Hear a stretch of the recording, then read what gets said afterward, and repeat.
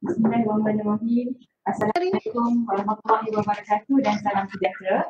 Bertemu lagi kita di dalam sesi 1 jam bersama pakar pertanian siri ketiga dengan topik kelulut, khasiat dan keunikannya. Terima kasih diucapkan kepada semua peserta yang hadir pada sesi perkongsian ilmu secara maya ini, sama ada menggunakan aplikasi Webex atau Facebook Live. Sayang kumbang mencari makan terbang seiring di tepi kali. Selamat datang kami ucapkan, moga diiring restu ilahi. Seperti yang kita sedia maklum, program 1 jam bersama pakar ini merupakan salah satu daripada inisiatif Fakulti Pertanian bagi menyantuni pihak komuniti dalam memberi pendedahan mengenai topik-topik semasa berkaitan pertanian. Melalui program ini, para peserta dapat berinteraksi secara maya dengan para pensyarah dan penyelidik dari Fakulti Pertanian. Tanpa membuang masa lagi, dengan ini saya memperkenalkan penceramah kita pada pagi ini iaitu Dr. Syahri Jamian bagi mengupas topik khasiat dan keunikan madu kelulut. Penceramah yang merupakan anak jati kelahiran negeri Johor ini menjalani hampir keseluruhan pengajiannya di UPM bermula dari Diploma Pertanian, Ijazah Sains Bioindustri dan Dr. Falsafah di dalam bidang entomologi. Beliau juga turut mempunyai ijazah sarjana muda di dalam bidang zoologi yang diperoleh dari UKM. Beliau juga sudah berkhidmat selama 15 tahun di UPM di dalam bidang kepakaran entomologi. Kerjaya beliau bermula di UPM pada tahun 2005 sebagai tutor dan mula berkhidmat sebagai pensyarah pada tahun 2017 di Jabatan Perlindungan Tumbuhan sehingga kini. Dengan pengetahuan dan pengalaman yang luas di dalam bidang ternakan kelulut, telah melayakkan beliau untuk menerima grant KTGS UPM pada tahun 2018 dan turut dilantik sebagai panel SOP kelulut UPM Disda pada tahun 2019. Dengan ini saya mempersilakan Dr. Syahri Jamian untuk menyampaikan perkongsian beliau. Dipersilakan. Bismillahirrahmanirrahim.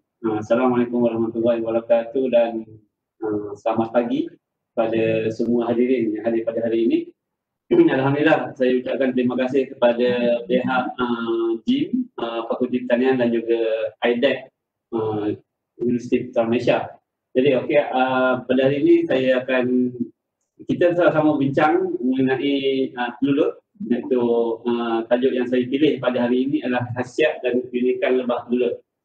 Saya juga budak baru belajar, jadi kita sama-sama belajar. Kalau saya ada salah boleh direct bagi soalan pada saya untuk kita betulkan bersamalah.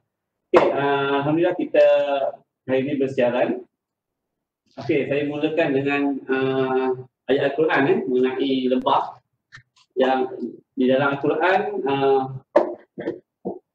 dalam surah An-Nahl ayat 68 dan 69, di mana firman Allah Subhanahu Wa Taala mengenai lebah ini pada ayat yang ke-68 dan juga pada ayat yang ke-69.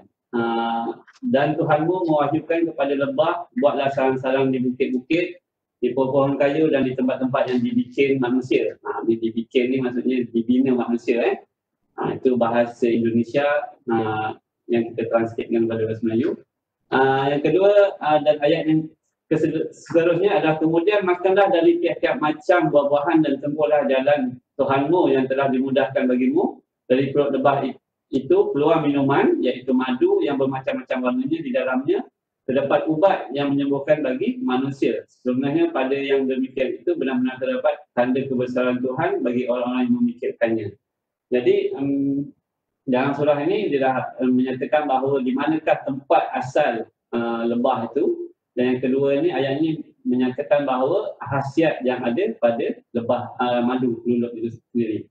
Dan ini adalah gambar kelulut, tuan-tuan dapat saksikan ni lebah kelulut lebah kelulut, dan ini adalah trap yang kita gunakan untuk kita modifikasi memelihara kelulut, dan sebelah kanan ni adalah lebah tualang lebah tualang. Seterusnya kita lihat dulu sedikit mengenai lebah kelulut ni. Di dunia lebih kurang ada 200 spesies di dunia, dan spesies yang telah dikenal pasti di Malaysia lebih kurang 45 spesies. Dan untuk potensi kita hasilkan madu daripada lebah kelulut ni hanya ada 5 spesies. Cuma hari ini saya akan beritahu mengenai hanya 2 spesies sahaja yang lebih digemari oleh penduduk dan juga masyarakat di Malaysia untuk menternak. Okey, yang pertamanya adalah spesies Heterotrigona itama, ataupun kita panggil dari segi keluarga Meliponini. Dan spesies ni taburannya berada di Malaysia, Singapura dan juga Thailand. Dan yang ini adalah ciri-ciri lebah kelulur ni. Kalau kita lihat di sini, dia mempunyai warna merah coklat gelap, badan yang berwarna hitam, mempunyai satu gigi yang pada bahagian dalam rahang atau tidak bergigi, mempunyai bulu halus yang berwarna putih keperakan, mempunyai bulu yang berwarna hitam, scutellum yang tidak berbulu, mempunyai abdomen yang berwarna hitam dan diseliputi bulu, dan pada bahagian depan dan abdomen dia berkilat. Okey, lebih kurang saya menyatakan bahawa serangga dia mempunyai 3 bahagian yang kita perlu tahu. Yang pertama ini adalah bahagian kepala. Yang kedua ini adalah bahagian thorax, bahagian thorax, dan yang ketiga adalah bahagian abdomen. So itu adalah ciri-ciri serangga.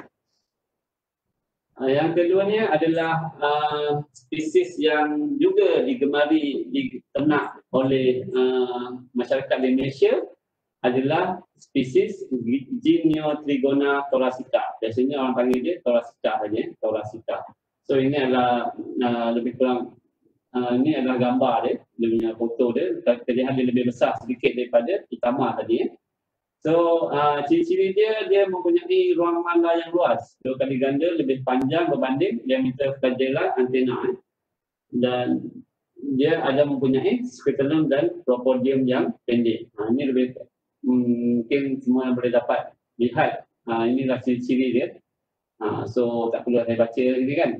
Jadi semua boleh memahami dan juga tahu ciri-ciri dan rupa bentuk. Yang penting rupa bentuk lebah kelulur itu sendiri. Okey, kita lihat sedikit perilaku dan juga kasta di dalam kelulur ni. Okey, kelulur ni kita bahagikan sebenarnya bagi kepada 3. Yang pertama ratu, yang kedua pekerja, dan yang ketiga adalah jantan. Jantan. Ini jantan. Untuk ratu, kita ambil satu contoh kelulur iaitu itama. Jangka hayat dia lebih kurang 3 hingga 6 tahun. 3 hingga 6 tahun. Dan dia boleh menghasilkan lebih kurang 50 sehingga 350 biji telur sehari. Jadi tuan-tuan boleh bayangkanlah, 3 hingga 6 tahun dia boleh menghasilkan lebih kurang 300 biji telur sehari. So dan kerja ratu ni pada mulanya dia adalah untuk bertelur. Dia bertelur, fungsi dia bertelur, mengarahkan pekerja buat sarang dan juga mencari makanan. Cuma bila ratu ni bila dia dah mengawan sekali, dia akan terus bertelur. Dia tak akan keluar. Sebab apa? Sebab badan dia dah berat. Sebab tugas dia adalah untuk bertelur dan menghasilkan telur lah. Yang kedua adalah pekerja. Pekerja ni umur dia singkat saja, lebih kurang 70 hari. Dan kerja dia seperti buruh. Tuan-tuan tahulah kerja buruh macam mana kan? Bekerja kasar kan? Okay, ini pekerja. Yang ketiga adalah jantan. Jantan ni tugasan dia adalah untuk mating saja. Mating bahasa Melayu kan? Bersenyawa. Senyawa dengan ratu. Kemudian dia akan mati. Dia akan mati. Itu tugas jantan. Dari sekarang dia tugas itu saja. So kesianlah tengok siapa yang jadi jantan-jantan ni kan. Okey, ini yang saya katakan kenapa lebah pekerja ni sebagai pemburu. Sebab dia kena melakukan lebih kurang 6 pekerjaan mengikut umur dia. Umur dia. Tadi saya katakan bahawa lebah pekerja ni lebih kurang 70 hari. Dia punya jangka hayat dia. So tugasan pertama dia perlu membuat sarang. Pada awalnya dia perlu membuat sarang. Yang keduanya dia perlu membuat kantong madu. Nak buat kantong madu ni dia kena ambil lysine ataupun getah di luar. Yang ketiga, dia perlu mencari makanan dan juga propolis. Ini dia perlu keluar daripada sarang dia. Dia kena cari nektar, dia kena cari raisin dan juga polen dan untuk makanan ratu. Yang keempat, dia lebah pekerja ni ada yang duduk di muncung sarang itu, dia akan menerima dan mematangkan madu, dan juga seterusnya dia akan bersihkan sarang lah. So sebenarnya madu yang dia masukkan di dalam tempat penyimpanan dia tu adalah bersih. So kita tak perlu ragu-ragu lah kalau kita makan madu yang asli tu. Yang keenam, dia adalah menjadi pengawal pintu. Sebab setiap satu sarang kelulut dia mempunyai satu ratu. So dia akan jaga ratu dia dan dia tidak membenarkan ratu lain untuk masuk ataupun lebah lain yang masuk. Cuma memang ada kes yang di mana Itama tu diserang oleh Tolasita. Tu cerita lain lah, kita buat topik yang lain. So hari ni kita cerita yang baik-baik saja. Okey. Ini saya cerita sedikit mengenai bagaimana kita nak menternak ternak kelulut secara lestari. Sebab kita pun maklum bahawa isu penebangan hutan di hutan Malaysia ni untuk mendapatkan sarang kelulut ni adalah sekarang ni saja Jabatan Perhutanan tidak benarkan lah. So apa yang kita buat, kita perlu menternak dia di dalam standard hive. Standard hive tu maksudnya sarang dia, sarang standard. Dan juga kita akan menjalankan pemilihan koloni yang bermutu dan juga melaksanakan pemilihan koloni yang sistematik. Okey, ini apa yang telah kita UPM melaksanakan lah. UPM dan juga Jabatan Pertanian. Jabatan Pertanian yang pertama ni, kalau kita lihat di sebelah kanan ni adalah kita pecahkan blok. Blok yang maksudnya sarang kelulut di sebelah dan seterusnya kita akan masukkan ratu ataupun sarang kelulut tu ke dalam kotak yang telah kita buat. Ni kita panggilnya modular. So cuma kelemahan dia ni setakat ni yang telah dicatatkan adalah koloni menjadi lemah, iaitu keberjayaan hanya 25%, yang dia mengambil masa yang lama untuk dia stable dan juga memerlukan tenaga kerja yang ramai dan juga memerlukan perkara yang tinggi lah untuk kita buatkan sarang kelulut ni. Okey.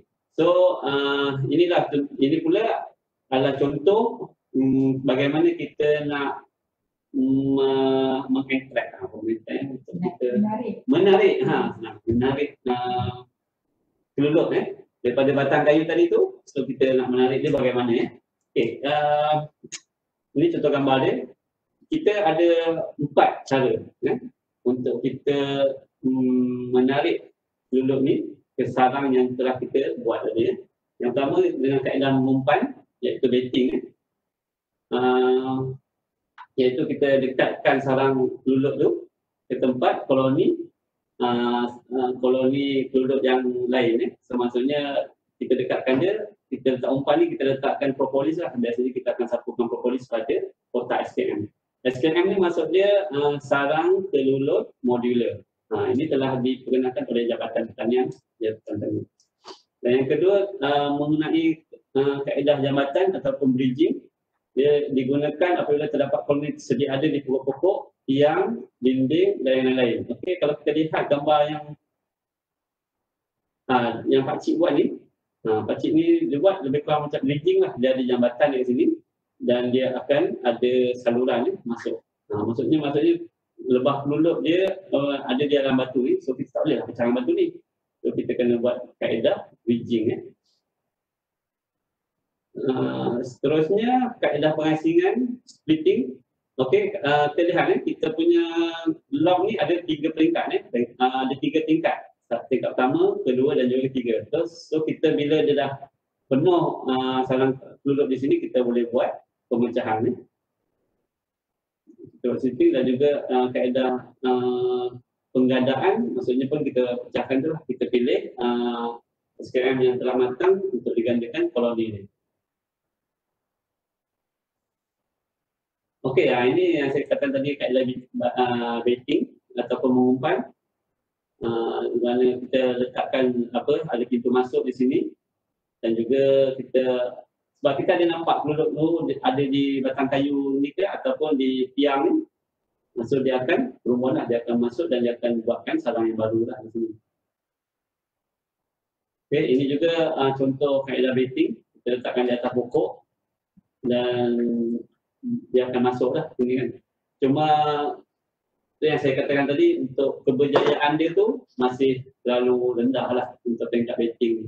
Dan ni dalam gambar bawah ni kata lihat dia peluluk ni dia dah buat sarang dekat TNB. So takkan kita nak musnahkan TNB ni kan. So kita buatkan kaedah baiting. Dan di sini untuk kita menarik ratu dan juga worker yang baru tu. Laju sangat. Minta maaf. Tak apa, nanti kita boleh sesi PM lah, tapi kan nak belajar lebih lanjut kan. Tapi insyaAllah kita akan share kita punya slide ni. Apa tadi? Okey, dia maksudnya pekerja dan tu akan buat sarang yang baru di dalam TNB ni. Okey, ini kaedah bridging yang saya katakan tadi. Pakcik ni tadi, maksudnya di belakang ni ada jambatan ni, maksudnya ada satu saluran pemasukan, maksudnya di dalam batu ni dah ada peluluk. So laluan dia tu kita letakkan lagi satu jambatan untuk peluluk tu masuk dalam kotak ni, dan ini adalah jalan keluar. Itulah kalau depan student saya boleh tunjukkan ada kotak kan, yang TV ni kamu kita semua boleh imagine je lah kan, ataupun faham lah kan, bawa faham pun boleh juga kan. Okay, so ini cara dia. So bila peluluk ni dah masuk dalam kotak ni, kita akan pisahkan lah. Seterusnya kaedah bridging, ini pun sama kaedah bridging, berlaku di tiang letrek. Seterusnya kaedah colony splitting dan juga duplicating. Ini yang saya katakan tadi, kita ada 3 tingkat. Kita adakan, ini adalah pintu masuk dia, ini bahagian bawah. So apa yang kita buat, kita pecahkan. Bila koloni itu dah penuh di tiga tingkat ni, kita boleh pecahkan dan kita boleh nampak lah. So itu sarang dia. So yang kita tunjukkan ni adalah telur ratu. Telur ratu. So kita dapat ratu satu, ni pun ratu juga. Maksudnya kita boleh splitting dia lah. Kita boleh pisahkan dia untuk kita dapatkan koloni yang baru lah.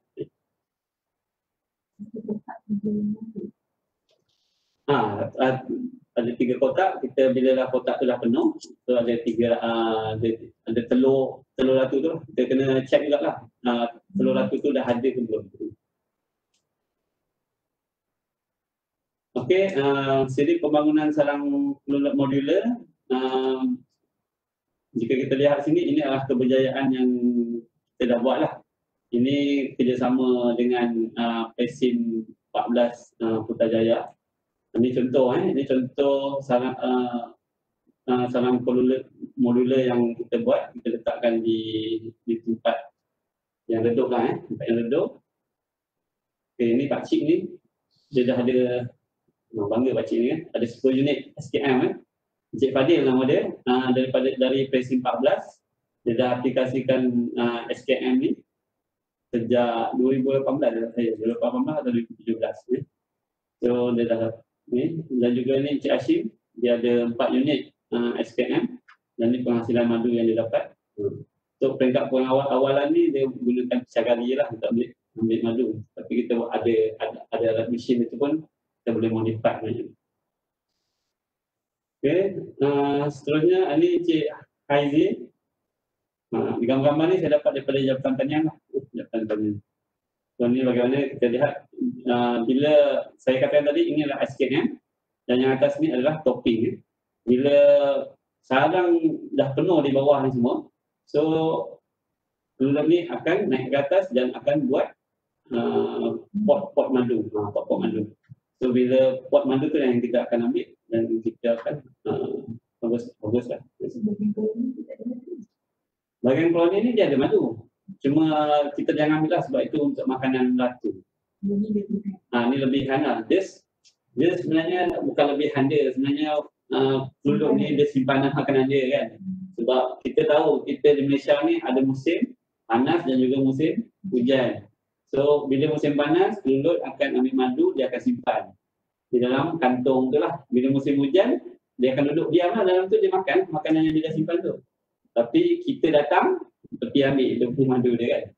Tapi sebenarnya boleh kita ambil pada musim panas lah. Cuma kita tinggalkan dalam 10% supaya apa? Kan maksudnya ada makanan dia lah, untuk batu tu ada makanan yang cukup lah supaya dia tak lari daripada dia punya koloni tu lah. Cuma kita tidak galakkan kita harvest madu ni pada musim hujan lah. Musim hujan sekarang ni musim macam bulan 10, 11, 12 tu ada musim hujan. So kita jangan ambil sepenuhnya lah madu tu, sebab untuk makanan dia. Kalau tak, dia tak makan, matilah dia kan. Okey, ini student saya bersama dengan Dr. Azura lah. Kita modifikasi sarang peluduk. Yang atas ni adalah putra hive, kita panggil kita modify jadi 4 tingkat. Yang ini adalah bentuk memanjang. Yang bawah sekali ni kita panggil dia apa nama dia tu? Jenazah baby ni tu tempat. Kotak kapan kita panggil ni, kotak kapan. Sebab dia lebih panjang kan bentuk dia. Dan setakat ni yang keberjayaannya dalam bentuk ni lah, SKM ni yang lebih diminati oleh spesies utama. Okey, fakta dan juga aukta mengenai lebah peluduk. Okey, yang pertama kita lihat dari segi fakta lah dulu kan. Okay, madu peluduk ni dia mengandungi bahan antioksidan yang tinggi dan dia memang amat baik untuk kesihatan lah. Dan juga khasiat dia tu, khasiat madu peluduk tu dia boleh meningkatkan metabolisme badan, menambahkan tenaga batin, menjaga kecantikan, menguatkan wanita yang baru bersalin dan merawati seluruh penyakit dan kecederaan dalaman. Dan juga dia memberi rawatan diabetes, stroke, hepatitis, kanser, hipertensi dan batu garam. Cumanya dan juga asid fenolic bebas merupakan bahan aktif yang boleh bertindak sebagai anti-kanser dan antioksidan. Sebenarnya saya nak maklumkan di sini bukanlah kita makan madu tu kita terus jadi sihat. Tak, bukan begitu maksudnya kan.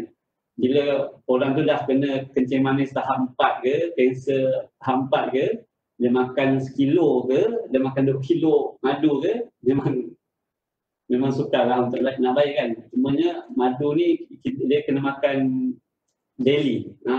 Dia jadikan sebagai makanan tambahan lah. Waktu pagi ke, waktu petang ke, atau waktu malam Dan kita boleh makan raw macam tu, ataupun kita bancuh dengan air kan. Itu boleh. Maksudnya jadikan macam suplemen lah, makanan tambahan kita lah. So dengan itu dia akan menambahkan kita punya metabolisme badannya, sebab madu ni mempunyai glukos yang ringkas yang dia boleh menyerap dan dia cepat memberikan tindak balas lah. Cuma jangan pula dia yang claim kata, saya ni ada kanser, saya nak makan madu. Jangan saya tak sarankan macam tu lah. Kalau kena kanser teruk hangat tu, kena jumpa doktor lah. Walaupun saya bukan doktor orang, saya doktor serangga.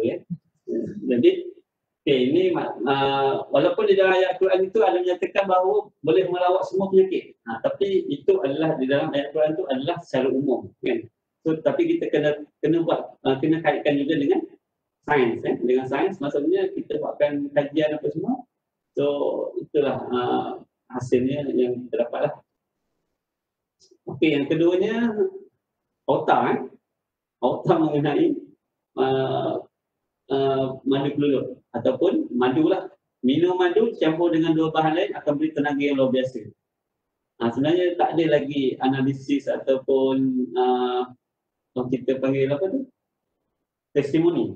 Testimoni yang betul-betul yang menyatakan bahawa kalau kita campur dengan bahan lain dia akan jadi memberikan tenaga yang luar biasa. Itu masih di peringkat kajian. Mungkin KKM boleh buat kajian ke, fakulti perubatan boleh buat kajian lah. Yang kedua, madu penyembuh segala penyakit. Ni yang saya katakan tadi. Walaupun kita katakan penyembuh segala, tapi dia tidak sesuai untuk penyakit kanser, gastrik dan juga hijau ulu hati. Dan juga saya masukkan sini madu dan semut. Sebab apa madu dan semut? Sebab orang kata madu yang asli itu tak ada semut. Kan? Madu yang bercampur tu ada semut. Sebenarnya tidak. Madu asli ke, tak asli ke, semut kalau dia nak hurung, dia hurung. Kan? Cumanya madu yang asli ni dia mempunyai compound chemical yang kuat, yang dia meluap, gas dia meluap dan menyebabkan semut tak suka. Itu je saja kan. Kalau madu yang campur tu dia dah campur dengan gula, so dia kuranglah dia punya gas itulah, volatile compound dia tu, so menyebabkan semut hurung. Dan ada lagi kita nak uji kan, kita nak uji keaslian madu ni. Yang seterusnya kita kata masukkan peti ais kan, masukkan peti ais nanti tak betul kan. Kita kena ingat bahawa madu ni, di dalam madu tu bukannya 100% dia dalam bentuk madu tu, tapi dia ada kandungan air. Kandungan air itu dalam kadar 18 hingga 20% lah, yang menyebabkan dia boleh membeku sebenarnya. Itu yang kita pun tidak boleh menyatakan bahawa madu itu asli ataupun tidak asli. Seterusnya menggunakan telur, ada orang kata menggunakan telur, dan yang paling bestnya sekali kita kata jangan makan madu guna sudu besi kan, sudu besi. Saya tak buat betul sudu besi. Saya pun dok fikir juga macam mana sudu besi kan, sedangkan sudu yang kita pakai itu adalah standard steel. Jadi dia bukannya sudu besi So maksudnya boleh lah kalau kita nak makan madu ni guna sudu yang stainless steel tu kan, bukannya sudu besi. Kalau sudu besi tu maksudnya air yang betul-betul pure kan, air pure tu. Mana kita nak dapat? Tembaga boleh, sebab kita pun disarankan untuk menyimpan madu pun di dalam stainless steel ataupun dalam bentuk kaca lah. Okay. Cuma madu yang lebih asli lagi, kalau kita bawa balik rumah, kalau wife kita empuk kita, itu lagi asli lah. Tapi saya tak berani lah sangat ni kan. Okay, itu outah je. So kita tengok sikit mengenai produk penduduk yang dihasilkan oleh masyarakat kita. Okey, ini adalah inovasi dari Pahang. Di sekitar Pahang, dia menghasilkan raw madu kelulut menggunakan seperti spray untuk spray. So tinggal spray lah kan. Selalunya kita spray kita punya perfume kan. Ini kita spray dalam mulut kita. So kita boleh makan tu lah, kita ada guna madu. So yang kedua ni, ini putra hani yang kita hasilkan sendirilah. UPM iaitu di bawah Fakulti Pertanian. Kita hasilkan madu asli, kelulut asli ni, dan boleh lihatlah kita punya ladang pun ada di ladang 10 kita punya log sana. Boleh buat tempahan juga kan. Tempahan tu kepada Puan Dekan yang baru lah, Puan Dekan Fakulti Pertanian Dr. Azura, dia punya log tu semua kan. Cuma saya, sebenarnya dia yang lebih pakar lah kan, cuma saya ni ngini-ngini lah kan. Dan seterusnya, produk seterusnya kita boleh hasilkan propolis dan juga roti lebah ni produk kelulut yang secara raw saya bagi tahu, kita boleh harvest, kita boleh terus jual Cuma itulah, kenapa harga madu ni mahal? Madu kelulut ni mahal. Sebab apa? Siapa boleh jawab? Dia boleh jawab. Hadiah dia madu putra ni. Nanti boleh ambil. Tak ada? Dah sesi ni. Okay, next. Kita juga boleh menghasilkan produk hiliran. Yang dalam gambar ni, kita hasilkan madu. Madu lah. Kita hasilkan sabun. Saya sebut sabun. Sabun madu kelulut ni. Dan kita kita buat praktikal ni di Teluk Panglima Garang. Ada seorang makcik tu, dia tukang jahit saja sebelum ni, tapi sekarang ni dia dah menghasilkan madu sabun ni, sabun kelulut. So ini kita trademarkkan sebagai produk putra lah. Putra tani. Putra best. Putra best. So sabun ni kecil je. Lebih kurang duit 50 sen 2 ketul, dan harga dia kita boleh jual dalam RM15, RM10 sehingga RM15. Kalau orang kata mahal ni madu sabun kelulut ni, memang mahal sebab kita bukan guna satu badan, kita guna untuk muka saja. Kalau kita guna satu badan, memang 400 kan. Seterusnya saya dah ada jumpa ada produk hiliran gula-gula untuk kanak-kanak.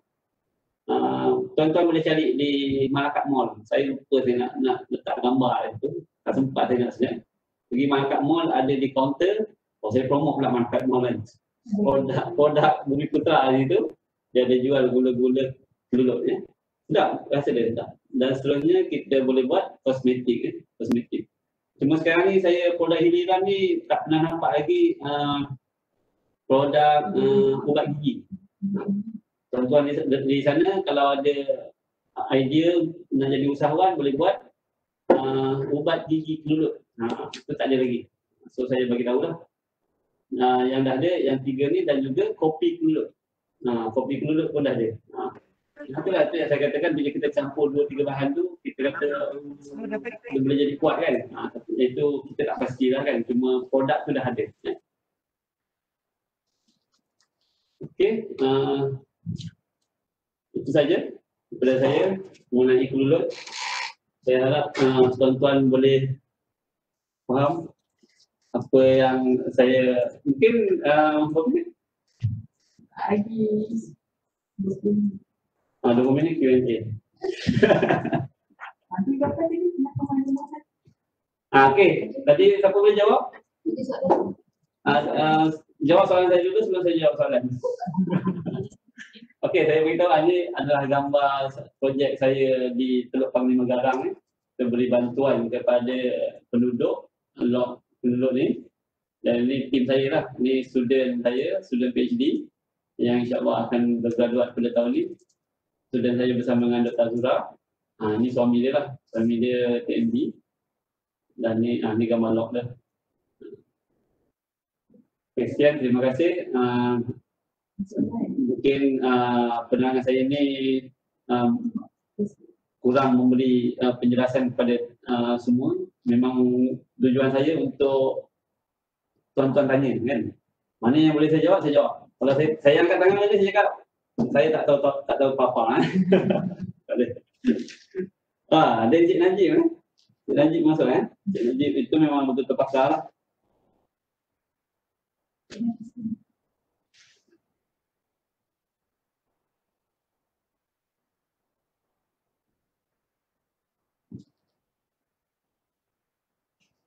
Tak apa, kita tak jawab juga kan.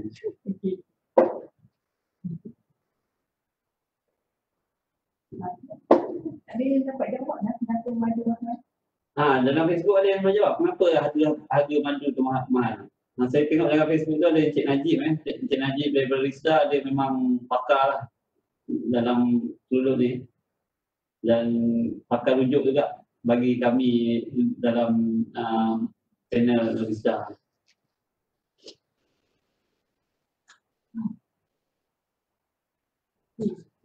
Produk madu juga dapat di mana? Okey, produk madu kelulut ni banyak yang dah dihasilkan oleh komuniti lah. Cuma kita tak tahu tuan yang bertanya ni dari mana. Kalau di Serdang ni, kita juga ada persatuan kelulut ni. Kita tanya bisa Google, kita type itu persatuan kelulut, memang dia akan keluar lah. Dan cumanya di sekitar Putrajaya ada satu persatuan kelulut. Cuma saya tak ambil kontak dia. Cuma saya kata tadi yang presiden 14 dan 15 tu dia ada. Cuma di UPM boleh dapatkan di Fakulti Pertanian. Kita ada jual madu kelulut tu, yang raw tu RM30 lah saya. RM30. Kenapa madu kelulut tu? Ada yang madu gelap, ada yang Okey, soalan yang baik. Ada yang bertanya kenapa ada yang color gelap, ada yang color cerah. Itu adalah bergantung kepada koloni itu sendiri yang ambil madu. Dia ambil madu pula. Dia ambil makanan dia, semua makanan dia. Sebab kelulut ni dia akan keluar, dia akan ambil polen di bunga. Sebab dia pun sebagai ejen polen penunggaan. Dia akan ambil polen, dia akan ambil lysine dan juga nektar. Bila nektar pokok durian dengan nektar pokok jambu, itu yang dia menghasilkan warna yang berlainan. Dan nanti juga saya keluar ada yang claim, ini adalah kelulut durian sebab dia ambil dengan durian. So rasa dia pun macam rasa durian. Itu dari segi kebenaran tak benar tu kita kena tanya pakar pemakanan kan. Cuma itu yang nampak produk di luar tu macam tu lah. So maksudnya perbezaan warna tu adalah berdasarkan apa yang dibawa oleh kelulut itu sendiri lah ke dalam sana. Dan kelulut ni tak ada expired sebenarnya, dia tak ada expired. Cuma kita bila kita simpan lama sangat tu dia akan menghasilkan gas yang dikuatkan. Ya. Ada yang cakap yang madu yang putih kan? Macam warna susu tu memang betul madu ke? Betul. Sebab tu warna dia macam warna susu. Macam yang saya cakap tu, dia makanan yang dia ambil tu. Dipanggil propolis ni? Propolis yang getah tu dari sini. Itu lebah tualang. Cuma kelulut ni dia yang gelap dengan itu. Cuma madu kelulut ni memang masam sedikit lah. Dia masam sedikit berbanding dengan madu biasa lah. Dan saya bercerita secara ilmiah di sini dan bukannya saya nak mengandang-andangkan cerita. Sebab kita adakan kajian mengenai madu kelulut dengan sperm lembu. So apa yang kita dapati apabila kita injek madu kelulut ni, kita tinggal nak bagikan sperm jadi kuat lah kan. Tapi sebenarnya sperm tu akan mati. Sebab madu kelulut ni dia terlalu beresid. Dan ada juga kata kalau kita makan madu kelulut ni kita boleh mengandung. Ada yang clear macam tu lah kan. Maksudnya suami makan, isteri makan kan. Lepas tu sebulan makan, mengandung. Lepas tu ni lah madu kelulut ni lah kita orang makan ni. Sebenarnya dari segi kajian saintifik pun tak ada lagi sebenarnya. Jangan kata disebabkan kita makan madu kelulut ni kita boleh. Tapi itulah yang saya cakap tu adalah ilmu Allah Ta'ala. Mungkin dengan asbab dia makan madu tu dia boleh mengandung. Tapi bolehlah try kalau nak makan kan. Dah lama tak dapat yang tak ada anak lagi ke kan, ataupun nak tambah anak lagi ke, suami isteri kena makan lah. Jangan ada culas lah kan. Suami makan, isteri makan, suami tak makan. So dia tak apa. So maksudnya antibody badan tu tak sama. So mungkin tak dapat lah kan. Sebaiknya sama-sama makan lah. Kita ada produk pollen. Okey, kalau yang tanya tu kalau di Pahang boleh dapatkan dari Sedap Pahang. Sedap Pahang dia ada jual di mana, di Kemendong. Kemendong dekat. Kalau di Perak boleh kontak dengan Cik Najib lah, Cik Najib Wisda. Tak ada yang tanya. Tanya yang jawab kan. Kenapa madu lebah ni mahal?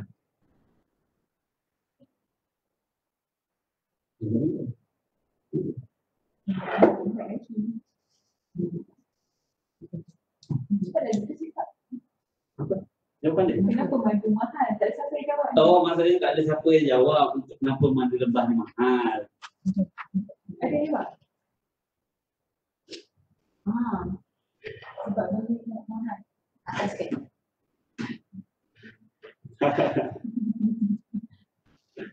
Haji Najib ada jawab ni. Madu kelulut mahal sebab beli blok mahal dan Cik Najib ni dia macam tu, dia suka seluruh lah. Bukan tu jawapan dia tu. Jawapan dia. Tak tepat. Kurang tepat. Kalau ada markah tu saya bagi 70 lah. Ada lagi tak cuba? Ada lagi yang cuba sebelum kita tutupkan kita punya sesi ni. Ada jawab susah nak dapat. Kita tak cari susah lah kan. Kita kena cari dapat. Encik Harry, Nah, ini saya punya kawan sekampung. Hidup pemandu atau mandu penduduk, mana lagi best? Lain macam. Jangan tanya saya. Susah nak proses. Puan Alina pun 70 markah. Lulus ada proses food sharing each other. Bukan. Ada lagi ni. Sebab mahal setiap blok ada 300-900 gram pandu. Itu pun tak tepat juga. Ada 70%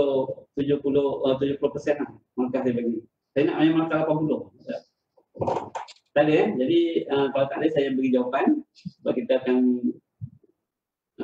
akan daripada udara kita akan landing. Maksudnya kita akan tutup sesi dah. Yang live ada yang nak tanya?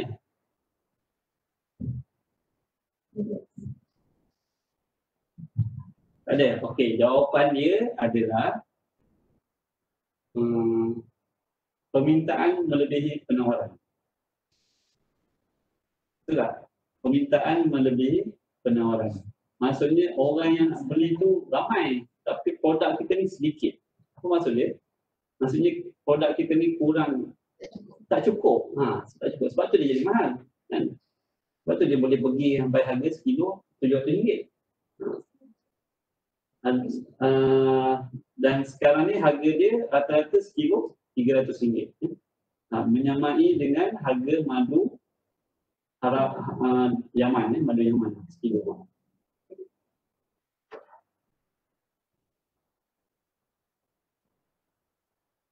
Okey, ada soalan di sini. Kebanyakan koloni madu dulu ambil dari dia. Boleh tak cara nak sustain atau multiply secara domestik? Itu yang kita katakan tadi, kita gunakan SKM tu lah. Gunakan sarang kelelep modular yang kita tunjukkan tadi, gambar tadi tu. Itu adalah kita punya modifikasi untuk kita dia sustain. Maksud kita letakkan. Dan tuan-tuan, puan-puan yang ada di sekitar Sedang boleh pergi ke ladang Sebuluh. Boleh lihat, kita dah ada ada koloni yang dah maintain di dalam koloni kita ni. Dalam SKM. So maksudnya daripada batang kayu, kita belah, kita ambil dia punya ratu, masukkan dalam kita punya SKM, kita punya sarang. Dan kajian boleh lebih lanjut, mungkin Cik Syukri, kalau tuan-tuan kenal Cik Syukri dari Jabatan Tanian, dia buat master mengenai pelulung ni. So kita pun tengah tunggu dia punya paper. Dia punya paper untuk publish result yang dah dikeluarkan. Hai, ini ada tanya, doktor nampak muda, amalkan madu kelulut, muka berseri saja dan hiking laju. Madu kelulut. Saya terus terang saya katakan, saya kurang berminat dengan madu kelulut. Sebab madu kelulut ni masak. Saya lebih suka madu asli lebah. Sebab okey. Kita kena bezakan sebab madu kelulut dan juga madu lebah dia adalah dua serangga yang berbeza dari segi pemakanan, dari segi mulut dia. Mulut lebah kelulut dia adalah jenis menggigit, menggigit sebab dan lebah madu yang biasa tu warang tu dia jenis menyucuk, sebab itulah orang jarang bela lebah yang lebah madu asli tu. Dia lebih suka memelihara lebah kelulut lah sebab dia lebih selamat lah. Itu yang membezakan, tu yang menyebabkan madu tu dia rasa masam. Bukan apa, maksudnya karakter tu sendiri lah yang bagus. Ini